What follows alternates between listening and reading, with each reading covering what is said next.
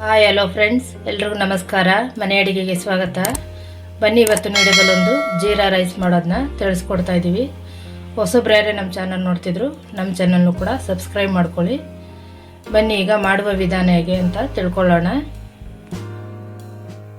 ಈಗ ಒಂದು ಪಾನ್ನ ತೊಗೊಂಡಿದ್ದೀನಿ, ಅದನ್ನು ಪಾನ್ನ ಬಿಸಿಗೂ ಕೂಡ ಇಟ್ಟಿದ್ದೀನಿ. ಪಾನ್ ಬಿಸಿಯಾಗಿದೆ. ಇಲ್ಲಿ 2 ಸ್ಪೂನ್ ಆಗೋಷ್ಟು ತುಪ್ಪ ಹಾಕೋತಾ ಇದ್ದೀನಿ. ನೀವು ಎಣ್ಣೆ ಬೇಕಾದ್ರೂ ಕೂಡ ಹಾಕೋಬೋದು. ಇಲ್ಲಿ ನಾನು ಬರೀ 2 ಸ್ಪೂನ್ ಆಗೋಷ್ಟು ತುಪ್ಪನೂ ಹಾಕ್ತಾಯಿದ್ದೀನಿ.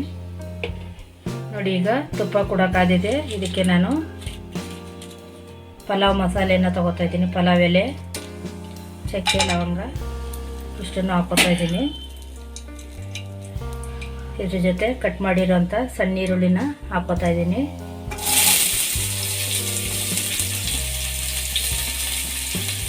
ಹಾಗೆಯೇ ಒಂದು 4 ರಿಂದ 5 ಹಸಿಮೆಣಸಿನಕಾಯಿ ಉದ್ದನಾಗಿ ಕಟ್ ಮಾಡ್ಕೊಂಡಿದ್ದೀನಿ, ಅದನ್ನು ಹಾಕೋತಾ ಇದ್ದೀನಿ.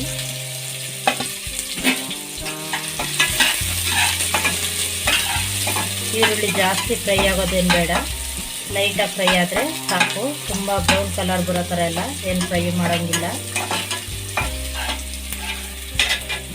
ಜೀರಾ ರೈಸ್ಗೋಸ್ಕರ ಇಲ್ಲಿ 2 ಟೇಬಲ್ ಸ್ಪೂನು ನಾನು ಜೀರಿಗೆನೂ ಕೂಡ ತೊಗೊಂಡಿದ್ದೀನಿ.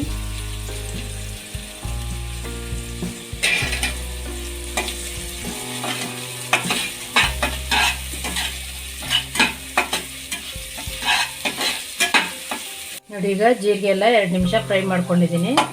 ಸಾಕು, 2 ನಿಮಿಷ ಫ್ರೈ ಮಾಡಿಕೊಂಡ್ರೆ ಸಾಕು. ತುಂಬ ಫ್ರೈ ಆಗೋದು ಬೇಡ, ಸೀದೋಗೋ ಥರ. ಈಗ ನಾನು ಇದಕ್ಕೇನೆ ಗೋಡಂಬಿನೂ ಕೂಡ ಹಾಕೋತಾ ಇದ್ದೀನಿ, ಜೊತೆಗೆ ಕರ್ಬೇವಿನ ಸೊಪ್ಪು. ಇದನ್ನು ಅಷ್ಟೇ ಒಂದೇ ಒಂದು ಸೆಕೆಂಡ್ ಫ್ರೈ ಮಾಡಿಕೊಂಡ್ರೆ ಸಾಕು. ತುಪ್ಪ ಹಾಕಿರೋದ್ರಿಂದ ಎಲ್ಲನೂ ಕೂಡ ಒಟ್ಟಿಗೆ ಫ್ರೈ ಆಗುತ್ತೆ.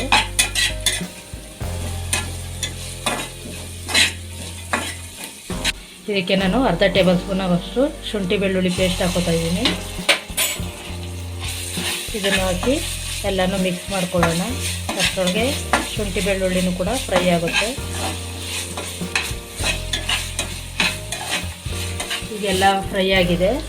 ಇಲ್ಲಿ ನಾನು ಒಂದು ಅರ್ಧ kg ಆಗೋಷ್ಟು ಬಾಸುಮತಿ ಅಕ್ಕಿ ತೊಗೊಂಡಿದ್ದೀನಿ. ಅದನ್ನು ಕೂಡ ತೊಳೆಯಲ್ಲ, ಅದೇ ರೀತಿ ಹಾಕ್ತಾಯಿದ್ದೀನಿ. ತೊಳೆಯೋದ್ರಿಂದ ಅಕ್ಕಿಲಿರೋ ಫ್ಲೇವರೆಲ್ಲ ಹೊಟ್ಟೋಗುತ್ತೆ. ಅದಕ್ಕೆ ನಾನು ಅಕ್ಕಿ ತೊಳೆದಾಗ್ತಾಯಿಲ್ಲ, ಹಾಗೆ ಹಾಕ್ತಾಯಿದ್ದೀನಿ.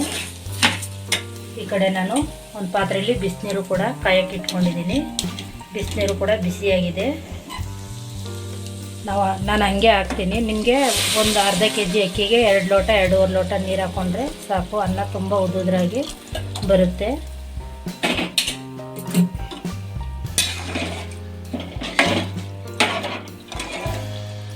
ನಾನು ಇಲ್ಲಿ ಅಕ್ಕಿ ಮುಳುಗೋಷ್ಟು ಹಾಕ್ಕೊಂಡಿದ್ದೀನಿ.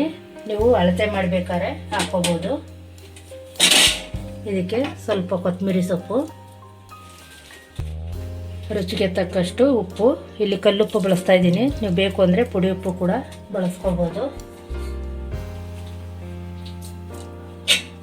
ಹೀಗೆಲ್ಲ ಮಿಕ್ಸ್ ಮಾಡಿ ಒಂದೇ ಒಂದು ವಿಜಲ್ ಕೂಗಿಸ್ಕೊಳ್ಳೋಣ. ಸಾಕು, ಒಂದು ವಿಜಲ್ ಕೂಗಿದ್ರೆ ಇದಕ್ಕೆ ಲಾಸ್ಟಲ್ಲಿ ಒಂದು ಸ್ವಲ್ಪ 1 ಸ್ಪೂನ್ ಆಗೋಷ್ಟು ಎಣ್ಣೆ ಹಾಕ್ಕೊಳ್ಳೋಣ. ಎಣ್ಣೆ ಲಾಸ್ಟಲ್ಲಿ ಹಾಕೋದ್ರಿಂದ ಅನ್ನ ಉದುದ್ರಾಗೆ ಇರುತ್ತೆ, ತುಂಬ ಗಂಜಿ ಥರ ಆಗೋಲ್ಲ.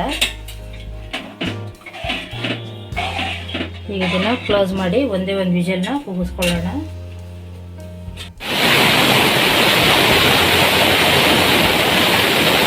ಬನ್ನಿ, ಈಗ ಒಂದು ವಿಜಲ್ ಆಗಿದೆ. ವಿಜಲ್ ಕೂಡ ತಣ್ಣಗಾಗಿದೆ.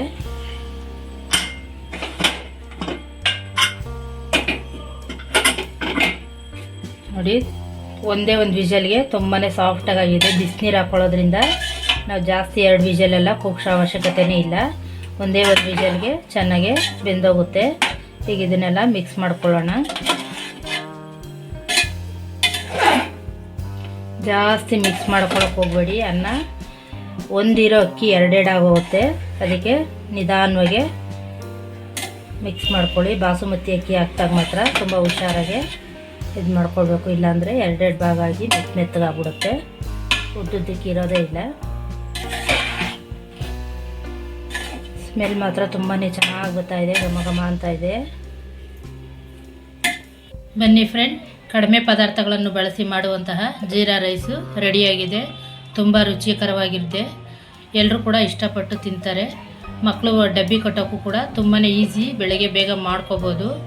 ಒಂದು ಸಲ ಟ್ರೈ ಮಾಡಿ ಈ ವಿಧಾನದಲ್ಲೂ, ನಿಮಗೂ ಕೂಡ ತುಂಬಾ ಇಷ್ಟ ಆಗುತ್ತೆ.